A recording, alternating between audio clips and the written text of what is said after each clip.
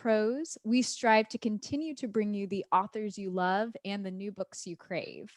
At any point during the event, you can click on the link in the chat to purchase Michael Ian Black's A Better Man on Politics and Prose's website. Additionally, you can ask the author a question by clicking the Q&A icon at the bottom of your screen. We will try to get to everyone's questions in the last portion of the discussion, but apologies in advance if we don't have time to address yours today. Before we begin, we want to sincerely thank everyone out there for being with us today. We're so thankful to our family of loyal customers who continue to keep our business and our spirits afloat. I am thrilled to introduce today's speaker, Michael Ian Black. He is an actor, a comedian, podcaster, and writer who you may recognize from his early days in comedy favorites like The State and Wet Hot American Summer, or as the author of numerous best-selling titles for readers who are young and young at heart. Moderating today is Jennifer Senior, op-ed columnist and book critic with the New York Times. She is also the author of the best-selling book, All Joy and No Fun, The Paradox of Modern Parenthood. In his newest memoir, A Better Man, Michael writes a heartfelt letter to his college-bound son, sharing his own experiences navigating the complicated expectations of masculinity and offering a way forward for boys, men, and anyone who loves them. Black's candid and hopeful writing offers an answer to an urgent question: how can we be and raise better men? Please join me in welcoming Michael Ian Black to PNP Live. Thanks, Julia. That was lovely. I mean, you did a good job. It was really good. Thank you. I'm popping out. Okay. Oh, you are. You're black on the screen. You've vanished into some kind of event horizon. Okay. And hi, Jennifer. Thank you so much for hosting this today. So thanks. kind. I mean, thanks for thinking of me. And it's lovely to meet you. It just, you're in this beautiful sunny room, I guess, in the wilds of Connecticut. Is that That's right? Yeah. That's exactly right. Okay. Well, and thanks for the book. I have to say I enjoyed it. I inhaled it. It was delightful. That's really kind. Yeah. So and I'm not lying. So let's jump in. So I didn't think you were lying until you said, "And I'm not lying." And that's what do they call it? That's a schizophrenic comment, right? Or what is it? It's a self-canceling comment, right? Sorry, it was a tell in poker, right? That's the language you speak. Anyway, so okay, I want to dive in here. So I was thinking about this. You are, as we were discussing before this all began, I love your podcast. You're intellectually omnivorous, and the truth is, I feel kind of confident that your publisher would have published a book about like gardening if you'd said gardening or show business or like happiness and what a fool's errand it is to chase it. Anything. You chose this subject, right? And I'm curious why you chose the vexed problem of masculinity. I didn't want to. This almost wasn't my choice. I started writing this as a direct result of the Marjorie Stoneman Douglas shooting a couple of years ago. I'd been paying a lot of attention to gun violence since Sandy Hook because I live half a dozen miles away from there, and my kids were in elementary school when it happened, and obviously the whole country was riveted and upset. It felt, it was my backyard. It was right here. And when Marjorie Stone, and I'd been railing against the NRA and all of the easy access to guns.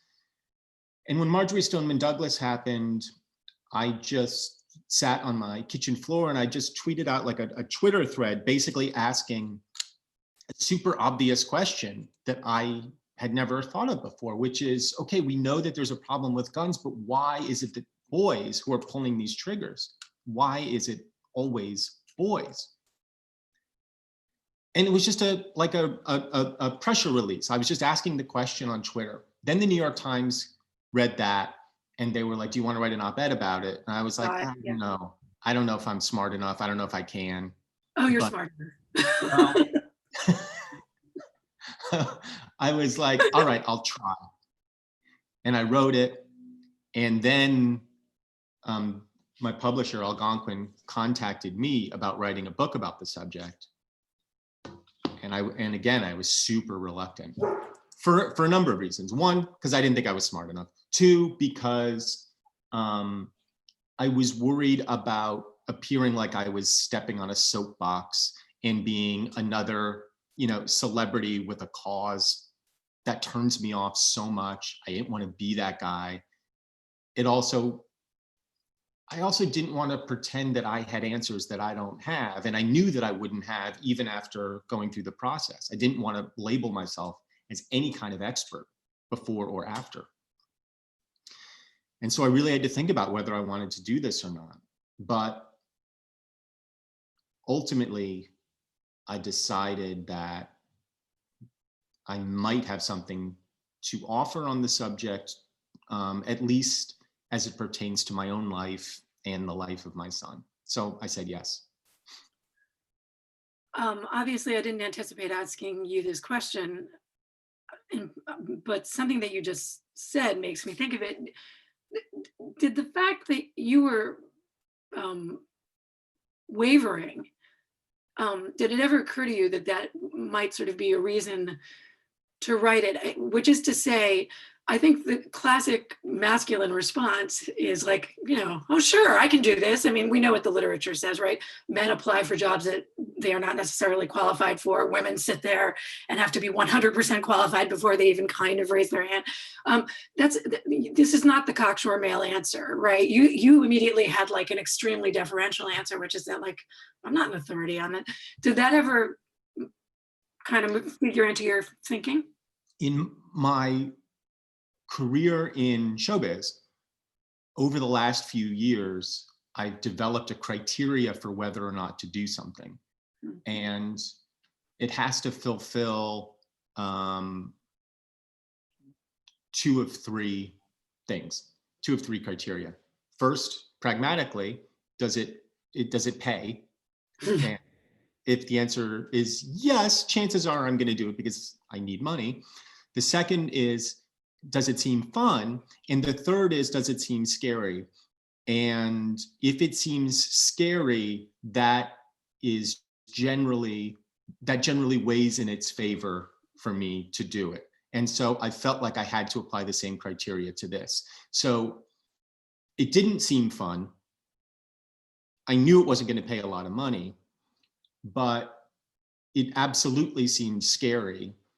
And it was the fear ultimately that really kind of nudged me towards it, because it's those things that you fear that I feel like you're fearing them for a reason. You have to, it's good to confront those things. And so that was one of the major reasons I said yes. Yeah, it's one of the reasons I was responsive to it. It felt like a self-interrogation. That's one of the kind of strong suits in the book. Out of curiosity, has your son read it? I mean, it's to him. He just started reading it this week. It's been very funny when people ask for me to say, no, he hasn't read it and has no intention of reading it. But I think out of guilt, he started reading it this week because he knew that it was out and he knew it was to him. And I think it's really difficult for him to read because, and by the way, like the first thing he said is he doesn't really like it. Did he say why? I was going to ask what his review was. Yeah, he told me why, which is that he feels like it's not me talking to him, that there's a kind of layer of artifice. An author voice. An author voice. It's not my authentic voice. And I'm like, well, the written voice and the spoken voice are generally kind of different. I don't think that's really the reason. I think it has to do with, I think it's hard for him to see his dad sort of being that open and vulnerable. Like what 19-year-old wants to read that from his dad? Like none. Let's go back to that, because I want to sort of end with a question about your son. I am curious about the ways that you think he might be different from the 19-year-old you were, but let's put a pin in that, because I actually want to ask you that question right now, which is sort of what you think shaped your own views about masculinity and manhood. There were very moving, that stuff that which is why I ask. there were two big sort of defining paradigms for me. Obviously, my own dad, who died when I was 12 and inhabited a kind of masculinity that I think he felt uncomfortable with. I think he was uncomfortable in his own skin because he was a pretty gentle guy who grew up in, you know, the 50s and 60s in Queens, but wasn't like a Queens guy, you know, was kind of a nerdy Jewish guy who liked reading and didn't even have like a religious community to support him. He was pretty irreligious, his family was. His dad was a cop. His dad was much more of that, you know, traditional guy. And he, I think, came out of that environment unsettled in his own kind of costuming of masculinity. So that he was one. And then my mom on the other side was a lesbian. They split up. My parents split up because she got involved with this other woman. And in the mid 1970s, when they got together, they both became these ardent, almost strident feminists who spent a lot of time railing against male chauvinist pigs, which was the kind of toxic masculinity of the day. And there were 3 boys in that household, my mom's 2 sons, plus her partner's son, and I have a sister. But I remember feeling I felt really conflicted because even as a young kid, like I totally sympathized with the feminist cause. Like I understood it. I understood what they were fighting for. But I also felt personally attacked all the time in my own household. I also felt like their words were so kind of corrosive at my own sense of self. So I grew up kind of mistrusting men and kind of mistrusting myself as a guy, worried about my own intentions, worried about kind of who I was, coupled with the fact that, you know, I grew up wanting to be an actor, and there was a lot of kind of sexual suspicion around me in my own household. My mom always thought I was gay, which, you know, like she and her partner, like, essentially tried to out me when I was like 13. They're like, it's fine if you're gay. I'm like, I'm not. I'm like, I'm not. That's the only thing I know about myself is that I'm straight. So it was a lot of like confusion growing up about what it meant to be a boy. And it took me honestly into my 40s to really start to resolve it. Did you have any clear takeaway other than the fact that it was bad? I mean, was there a set of adjectives or imperatives, things that you thought that men were based on what they were saying? I mean, what were your options? What were they sort of describing? I mean, they were describing a kind of entitlement and arrogance, a real chauvinism that absolutely exists and was particularly more pernicious then, I think. They were describing their own feelings of marginalization because of who they were, opportunities lost. In particular, I think both my mom and her partner had wanted to do, I guess, more with their lives. Like my mom, I think in her perfect world would have been a lawyer. She felt like she couldn't be, that she didn't have those opportunities or support. You know, she didn't have an RBG to look at. And she didn't have the confidence to kind of overcome all of that. Her partner, I think, I don't know what she wanted to have been. I mean, she also would have made a really good lawyer, a prosecutor.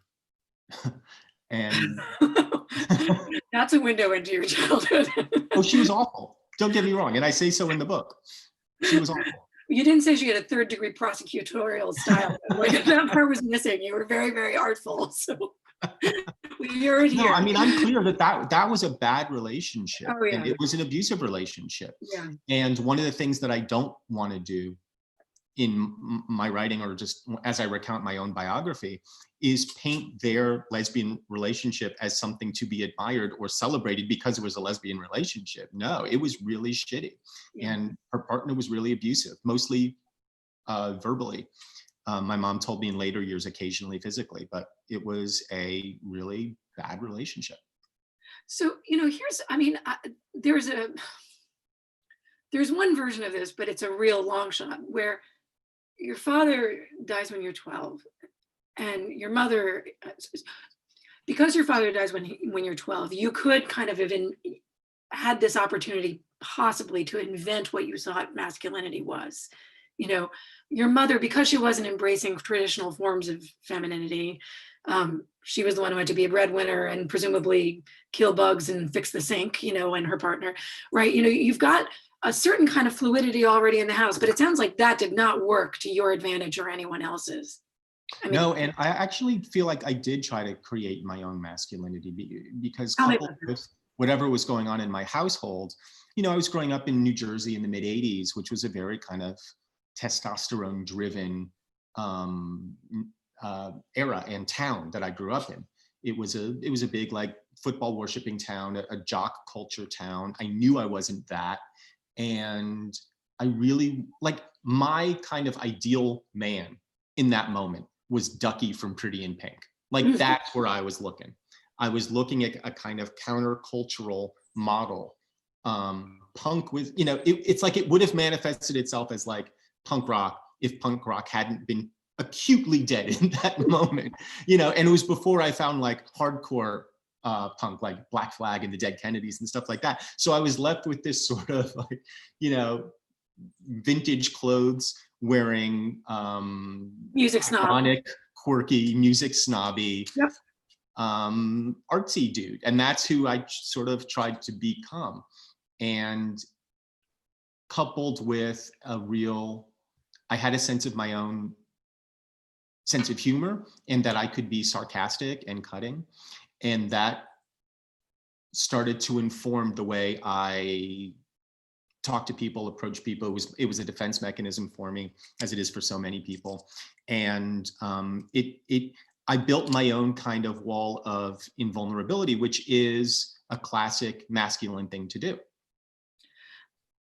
If I can that was something that I was very responsive to in your book, the idea that something that was super adaptive as a kid can become like maladaptive as you get older. This is true of so many of our childhood adaptations. And it's kind of brave to abandon it, and I want to ask you what made you abandon it. But, and especially because, by the way, you were financially compensated so well for it, right? I mean, you were rewarded for this. So I want to ask you what made you turn on that thing that was working so well for you in so many ways. But before we do that, there were a couple of parts of your book that charmed me so much that I was just hoping you could kind of share them with people. Happy to. You don't have to read them. These are just, there's a part I would love for you to read. But the first is, can you please give everyone a breakdown of hot beverage preferences of masculinity? I want a periodic table of masculine drink preferences. I'll read that. Do you know? Yeah, sure. Oh, that's great. You can read it, or you can just recite. Either one. I just want to get it wrong. Oh, okay. I'm actually doing it right now. I'm drinking. Right. I mean, you just had this riff that, yeah, there you go.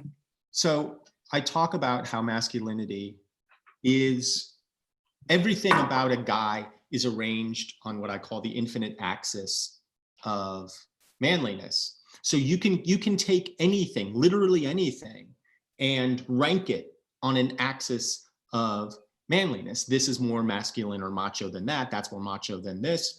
And so as I was writing that part that morning, I was drinking a cup of tea, as I so often do. And I think I said, I'll pick an example from my life. As I'm sitting here, I'm drinking a cup of tea, which is less masculine than coffee. And then I explained why tea is less masculine than coffee, which has to do with the fact that tea is European. All things European are inherently suspect in America as being a feat. I talk about how I take a little milk in my coffee and in my tea, which is less masculine than just drinking it black.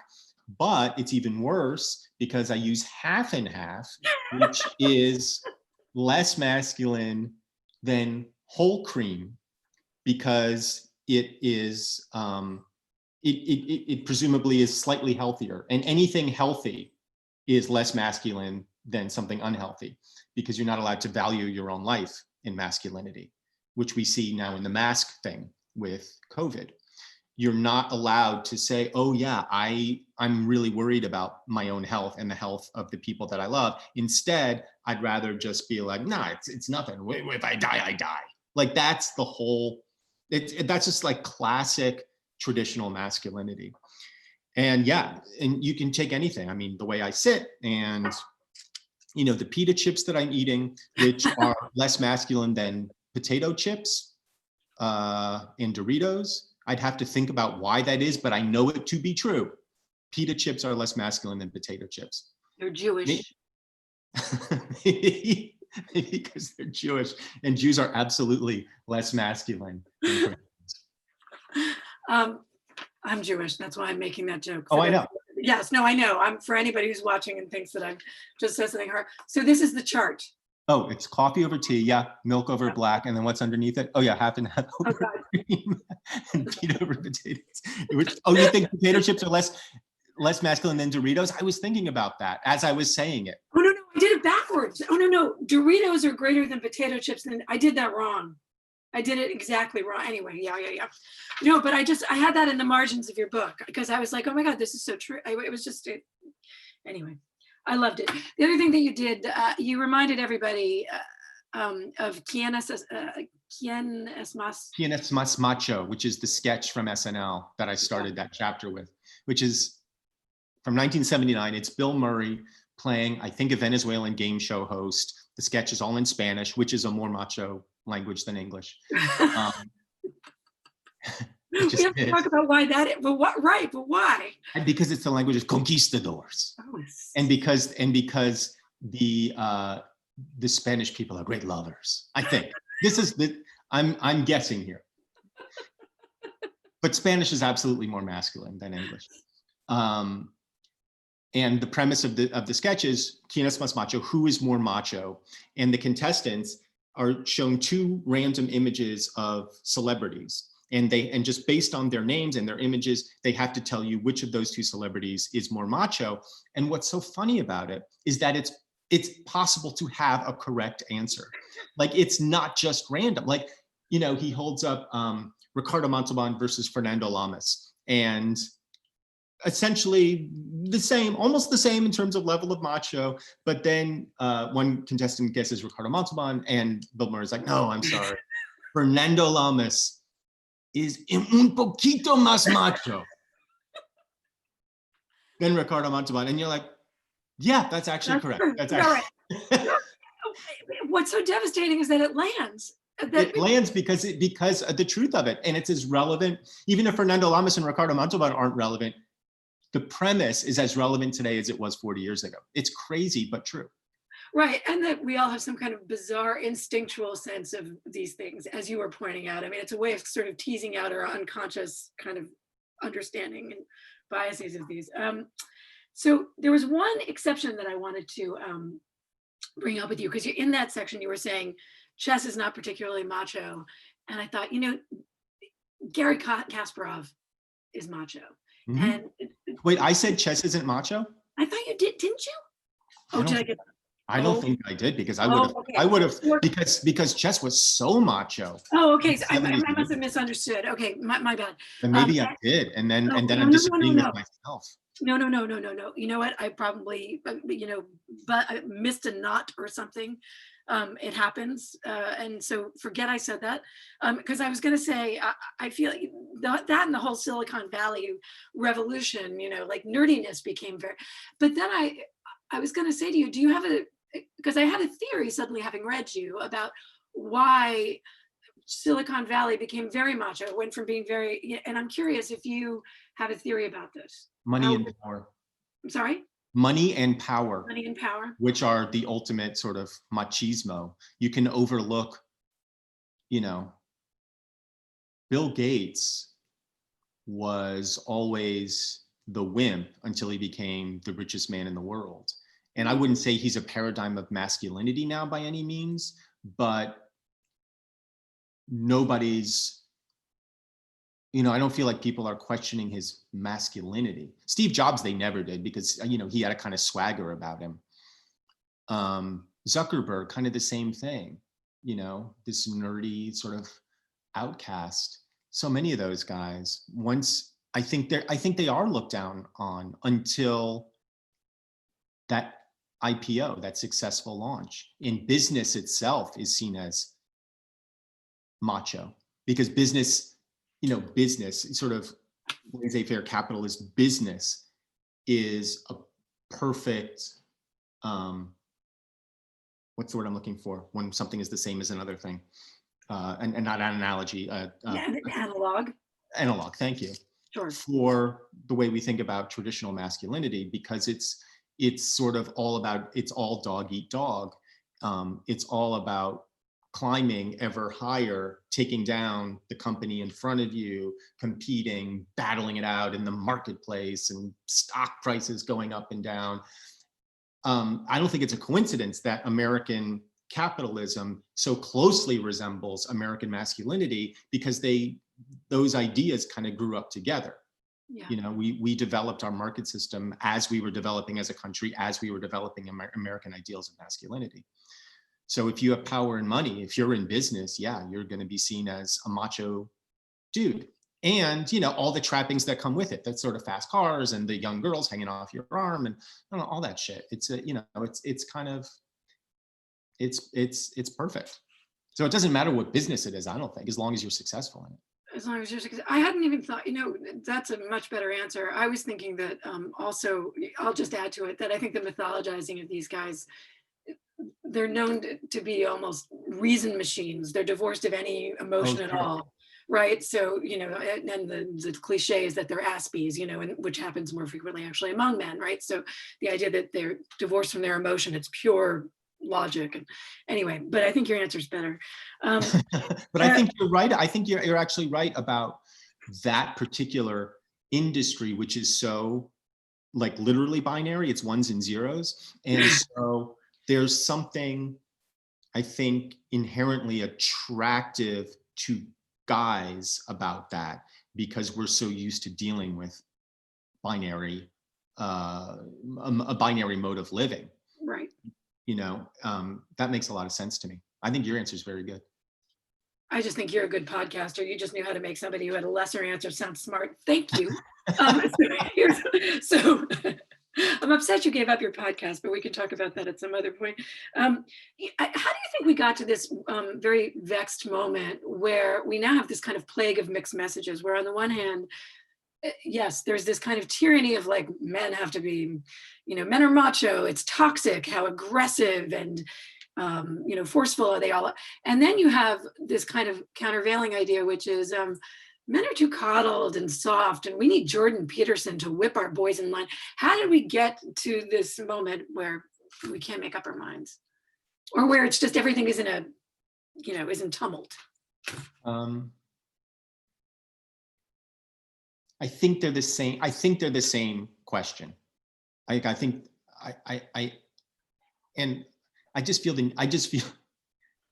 feel the need to apologize even as I talk about this shit, because again, like, I'm not an expert. Everything I present here, my opinions on Silicon Valley, everything is informed by nothing more than my intuition and, the basic level of research that I have done. So I don't want to come off like a know-it-all. That's my biggest fear, as I said at the outset of this, because I really don't. That being said, in my opinion, it seems like the question of whether men are expected to be the A model that you presented, which is the macho, go it alone, tough guy, versus the B, mollycoddled, mewling little baby. They're rooted in the same issue, which is a growing awareness that the role of men in the culture is changing and has to change for a variety of reasons.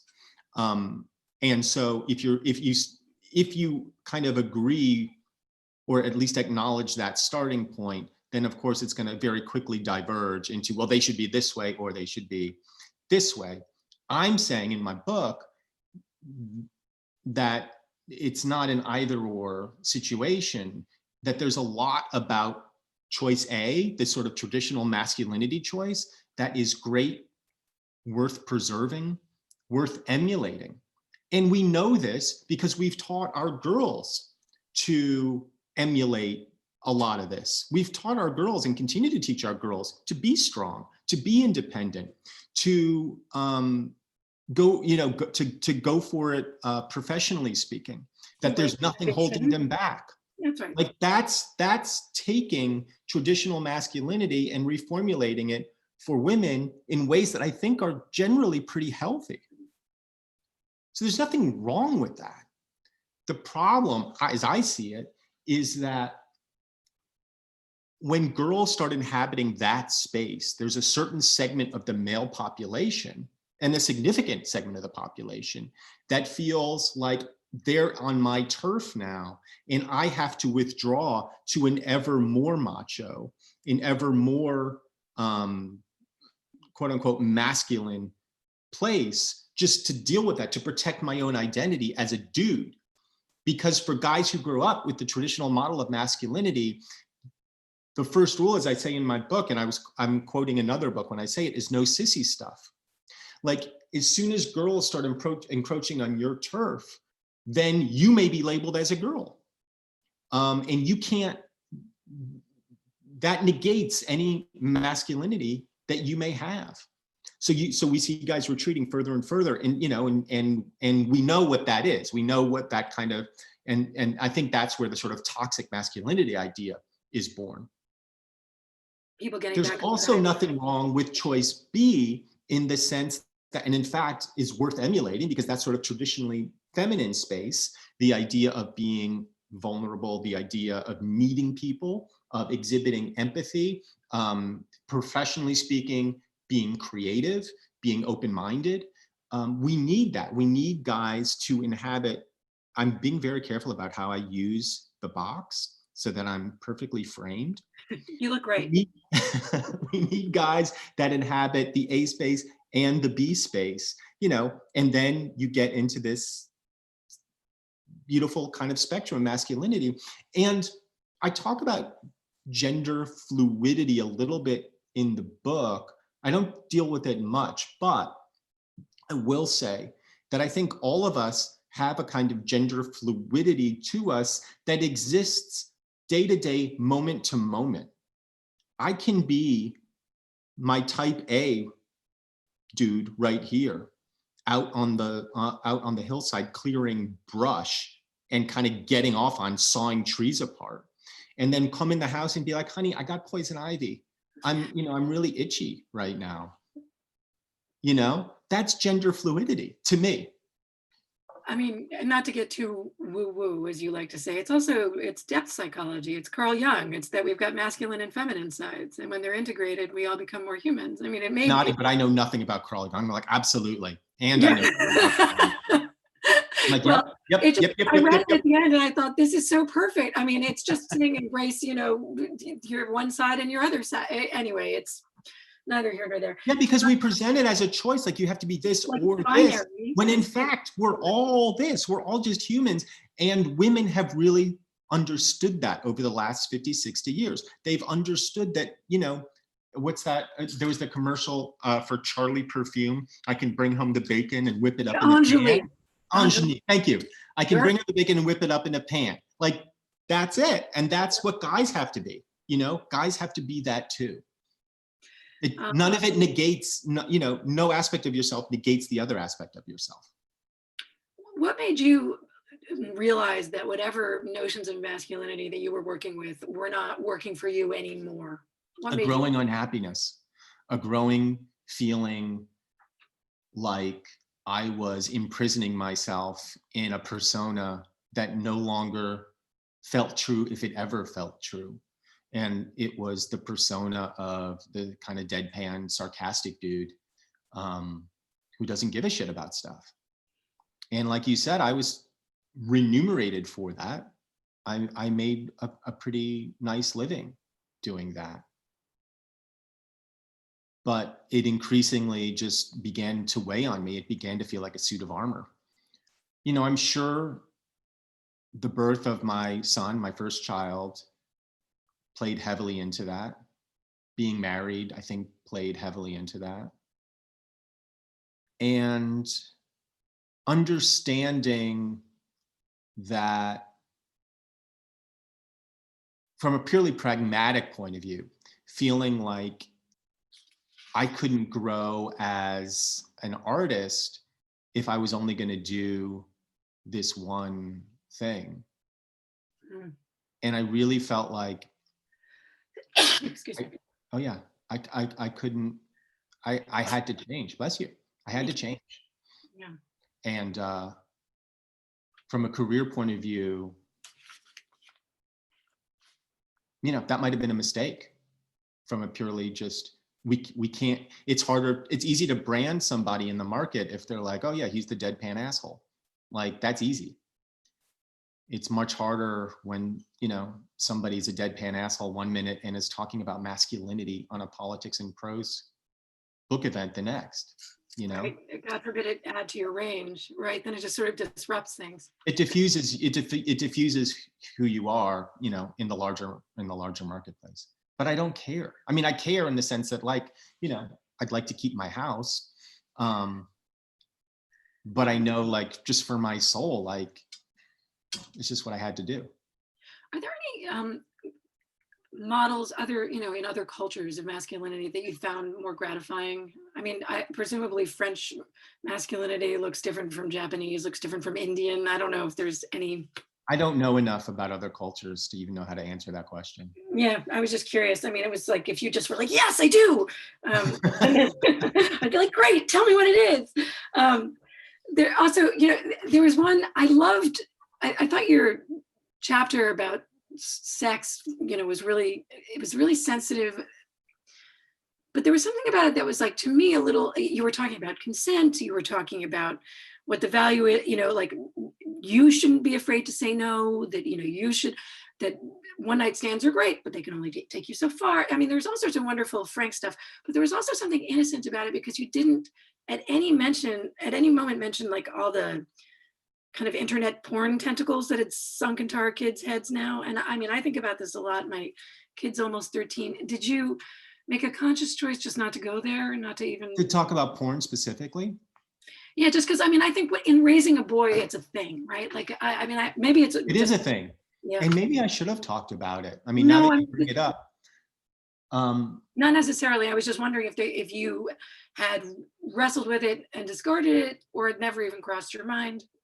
It's funny, I don't think it really crossed my mind, and it should have when you talk about this. No. And, you know, my own feelings about pornography, I'm trying to even understand what they are. Yeah. I think I'm more or less okay with it. And I think I'm more or less okay with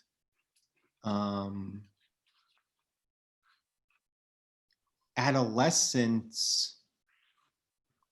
You know, it's like spectrum stuff. Like, you know, like I was certainly looking at porno mags when I could, when I was 14 years old, 13, 14, 15. Like, I would have loved to have seen as many boobs as I possibly could have at that age. It's weird. There's like age, you know, it's weird. It feels like there's almost age appropriate porn as you get older. The thing is, you can't control. I mean, porn is so, I mean, it's not the Playboys you and I grew up Oh, I know. with, right? So, believe me, I still consume pornography. I'm not going to lie about it. Well, we would be very unusual if you did not. But then you know what possible range of things are available now for a 13 or 14-year-old to stumble on, right? So I just didn't know, and they were available 5 years ago when your kid was that age. So I didn't know whether you were going to, you know, this might be more a reflection of, I'm trying to work out what I'm going to say to my kid, because I certainly don't want him to have a vexed relationship with it. I guess maybe I don't know why I didn't talk about it. It honestly didn't occur to me, and I wonder why. It should have. Well, Um, Peggy Wernstein is interviewing you, in a couple of days, and I mean, this is a huge preoccupation of hers. So, you can whatever. yeah, I guess I don't know what like the academic literature is on pornography. I've sort of read different things about it, that Yeah. some people feel like it's super healthy and some people feel like it's super destructive, both for the person who's participating in it and the consumer of it. I don't know that it's black and white. Um, and it's not like you can say to your kid, son or daughter, you can look at a little bit of pornography. You can look at because it's all there. And you're Right. right. There's no filter, And hardcore. we tried, like we definitely tried to we put on safe internet for Yeah. our kids. Right. They found ways around that almost immediately. Yeah. No, that's. So I guess part of me, maybe the reason I didn't was because I sort of accepted that he was going to find whatever he wanted to find, and there was very little I could do about it. But that, and this is what I should have said in the book. I should have talked about it, and I should have talked about understanding. And this is what I think every parent knows and should communicate to their kids, that there is a difference between pornography and the kind of sex that you're going to find in your real life. That's what I The was. difference Yeah. between an action movie and just going outside. Like, they're very different experiences. And you can't confuse one with the other. The problem is when you're looking at pornography as a young person and you have nothing to compare it to, the way you do when you look at an action movie, and you'd be like, okay, well, that doesn't comport with my everyday experiences. And so there is probably a tendency to look at that and go, oh, Jesus, is that what I have to do? Right. I should have talked about it. Do it in paperback. So here's my, I had two other questions, but I want to get to some, people have questions for you. So I'll just wrap up with only one, which is, tell me about the most encouraging change that you see in your son. That's a departure from the way you were, a way that you think he might be a little bit liberated from. He has a level of sincerity that I could not maintain when I was his age. He is able to communicate with my wife and myself honestly, not entirely. He's not like super earnest. He definitely has his generation's ironic detachment. But if we ask him a question, like a serious question, he'll consider it and answer it in a sincere way. And I find that so encouraging, maybe because it was so foreign to me when I was his age. I was incapable of being sincere. And it was such a stumbling block to my own growth that I'm so thankful that he can do that. Well, let's chalk that up to, both progress in the culture, but also to good parenting. Let's give you and the culture equal credit on that. That's a good thing. I'll take it. I don't deserve it, but I'll take it. You should take it.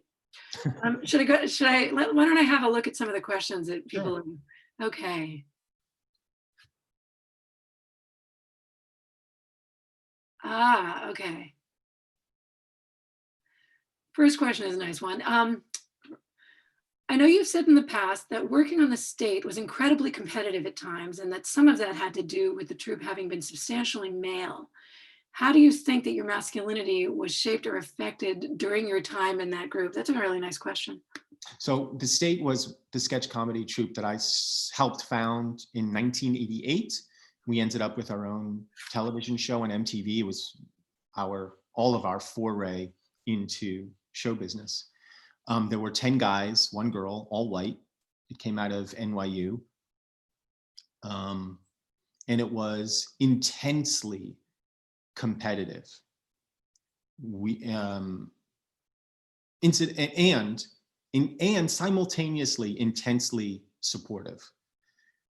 It was, in a lot of ways, the best professional experience I had, and in some ways, I wouldn't say the worst, but in some ways it was really, really challenging. It was one of the best because we were all teenagers heading into our early 20s, going through an incredible experience together.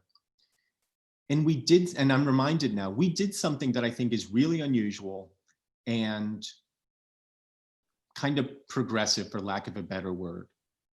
Every day, we would start our meetings with a check-in, and we would literally go around in a circle and talk about how we're doing and talk about anything that was troubling us, either professionally or personally. A very non-traditionally male thing to do. I'm not sure where the idea came from, probably from our, the guy who really kicked it off, who really founded it, Todd. And I think that was a really helpful exercise that we did. As we got more successful professionally, it became harder. It became hard to maintain that level of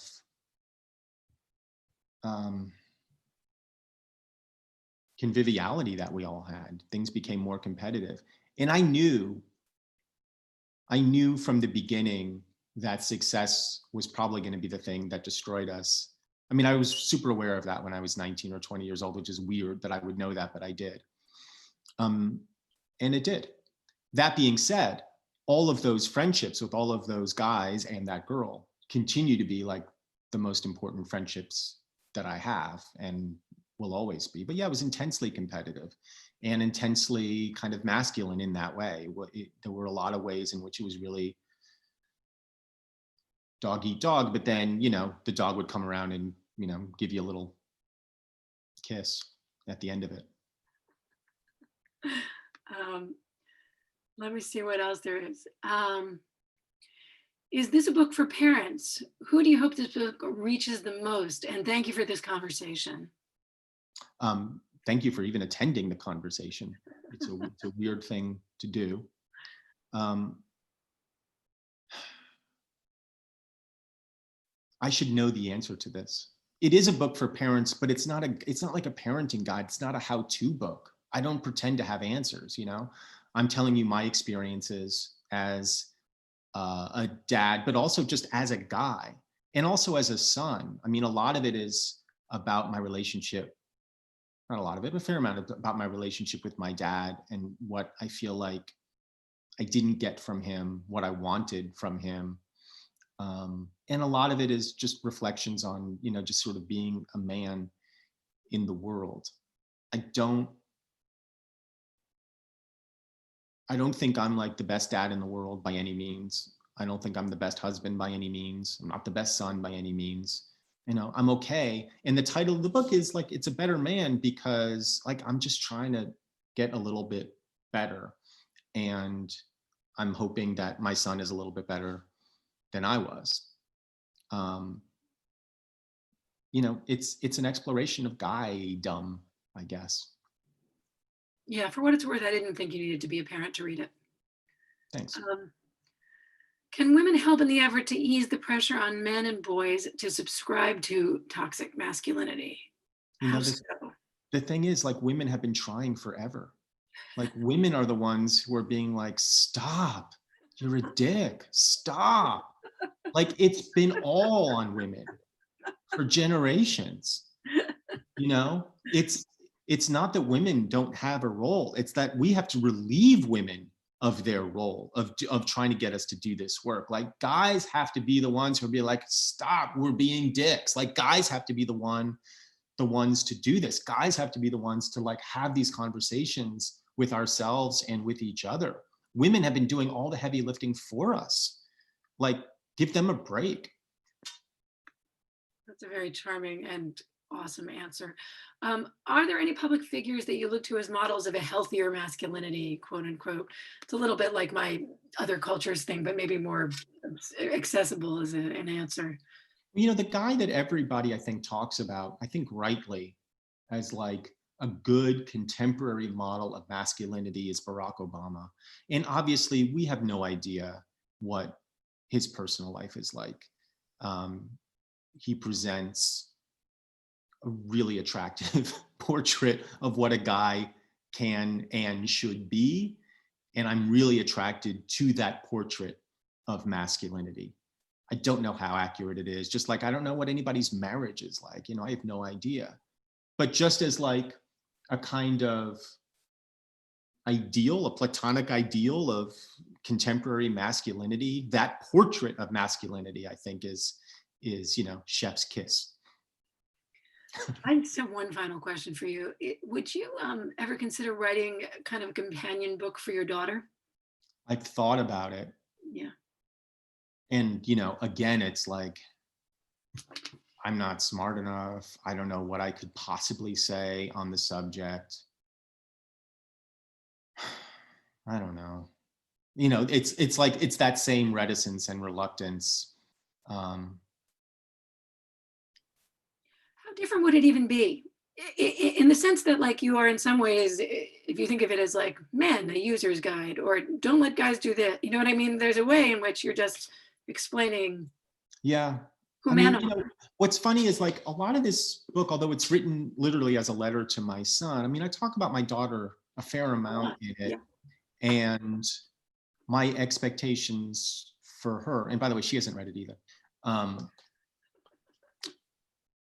don't know. The answer is I don't know what would be different. I don't know, because I haven't really thought deeply on the subject. I mean, I've thought deeply on the subject of women, I guess, but I haven't, mostly as I relate to them as a guy. I don't know. I don't know. That's my honest answers. I don't know what that book would be. And I don't know if it's needed. There's so many good books for girls out there. And there aren't a lot of books like this for guys, just like layperson dude talking to dudes. Like, there just aren't that many. The market, I feel like, is full of better books than I could possibly write to girls. Speaking of girls, I'm going to just look quickly at this chat thing and see if there's any. No. Okay. This is all just instructions to everybody. Okay. Well, I've exhausted all the questions. Fabulous. We here at Politics and Prose do have a final wrap-up question that we love to ask of our authors and moderators. What are you currently reading or would like to suggest to our attendees? Jennifer, do you want to start? Oh God, I just bought the Weird book. The book about Western educated. What's the anagram? Western educated individualistic. Anyway, it's by a guy named Ben Henrik. Is that right? I just literally got it and opened it up and thought, I'm going to read this. It's about the ways that you would like this, about the way that a lot of Western psychology is sort of shaped by a certain kind of sample subject, that we are all educated. We're all of a certain kind of cohort, so that like these findings in psychology might not bounce across cultures. They might not carry over. So that's on deck right now. I'm reading a spy book. Awesome. I read so many spy books. I'm reading The Unlikely Spy by Daniel Silva, who's just like one of my favorite spy authors. I just read Rodham, Curtis Sittenfeld. Curtis Sittenfeld. I can never quite get her surname correct. And I really liked it. It wasn't what I expected. I don't know what I expected, but I really liked her writing style. I sort of liked the way I liked the story. I really liked it. Have you read An American Wife? No, and that was one of the books. Like, I was actually more interested in American Wife when it came out than I was in Rodham. And then I was we were visiting a friend's little summer place, and as we were waiting for lunch, I saw an independent bookstore, and I have a rule that I have to buy a book if I go into a little indie bookstore. And like, Rodham was the only thing that kind of looked appealing to me. So that's why I bought it. And I really liked it. I may go back and read An American Wife now. So good. It's really good. Thank you both. And to all our attendees, many of the books that Jennifer and Michael just listed are on our shelves. So please check out the Weird Book, check out Rodham, and of course, A Better Man by Michael Ian Black. If we're all set, I will read us out. Many thanks to Michael Ian Black and Jennifer Sr., and to you, our audience. Your patronage and dedication enabled us to bring you PNP Live's amazing programming, and we wouldn't be able to host these types of events without your support. Please support Michael Ian Black and Politics in Prose by following the link in the chat to purchase your copy of A Better Man or any of Michael's other wonderful titles. And for more PNP Live, you can check out our website for an updated event list calendar and take your pick, because it's going to be an exciting fall, as we all know. And a final round of thanks to Michael Ian Black and Jennifer Sr., and to all of you for tuning in today. And from all of us at Politics in Prose, stay safe, stay strong, and stay well read. We will see you next time. Thank you, Julia. Thank you, Jennifer, Thanks so so much. much. That was Thank you. so great. And thank you for the great questions. Oh, no, thank you. To be continued.